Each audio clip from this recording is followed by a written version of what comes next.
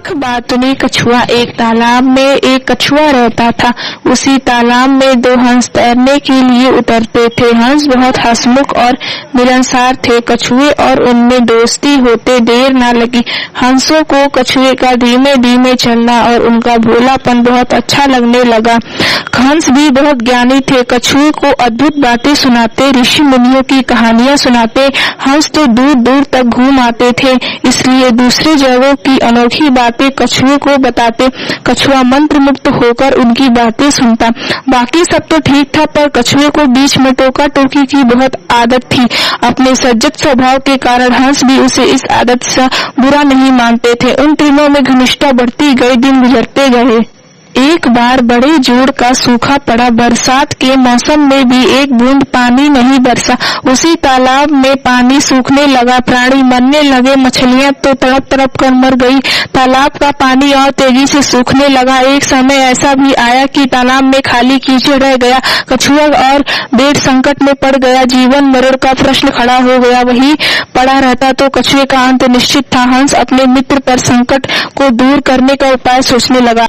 वे अपने मित्र को ढाढ़स बांधने का प्रत्यय करते और हिम्मत न हारने की सलाह देते। हंस केवल झूठा दिलासा नहीं दे रहे थे, वे दूर दूर तक उड़कर समस्या का हल ढूंढते। एक दिन लौटकर हंसों ने कहा, मित्र, यहाँ से 50 कोस दूर एक झील है, उसमें काफी पानी है, तुम वहाँ बहुत मजे से रहोगे। कछुआ रोनी आवाज में बोला, 50 कोस इतनी दूर तो मुझे महीने लगेंगे, तब तक तो मैं मर जाऊंगा। कछुए की बात भी ठीक थी। हंसों ने अकल लड़ाई और एक तरीका सोच निकाला। वे एक लकड़ी उठाकर लाए और बोले, मित्र, हम दोनों अपने चोट से इस लकड़ी के सिरे पकड़कर एक साथ उड़ेंगे। तुम इस लकड़ी के बीच से ही मुंह में थामे रहना। इस प्रकार हम उस झील तक पहुँचे जाएंगे। उसके बाद तुम चिंता मत करना। उन्हें चेतावनी दी, पर याद रखना, उड़ान के दौरान अपने मुंह न खोलना, वरना गिर पड़ोगे।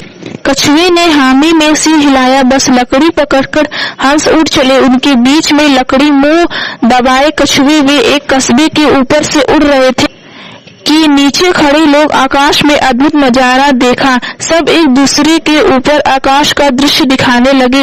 लोग दौड़कर अपने छज्जों पर निकल आए। कुछ अपने मकानों की छतों की ओर दौड़े। बच्चे, बूढ़े, औरतें, वे जवान सब ऊपर देखने लगे। खूब शोर मचा। कछुए की नजर उन लोगों पर पड़ी। उसे आश्चर्य हुआ कि उन्हें इतने लोग देख रहे हैं। वे अपने मित्र की चेतावनी भूल गया और चिल्लाया, देखो कितने लोग हमें देख रहे हैं। मुंह खोलते ही वह नीचे गिर पड़ा। नीचे उसकी हड्डी पसली का भी पता नहीं लगा। सीख, बेमौके मुंह खोलना बहुत महंगा पड़ता है।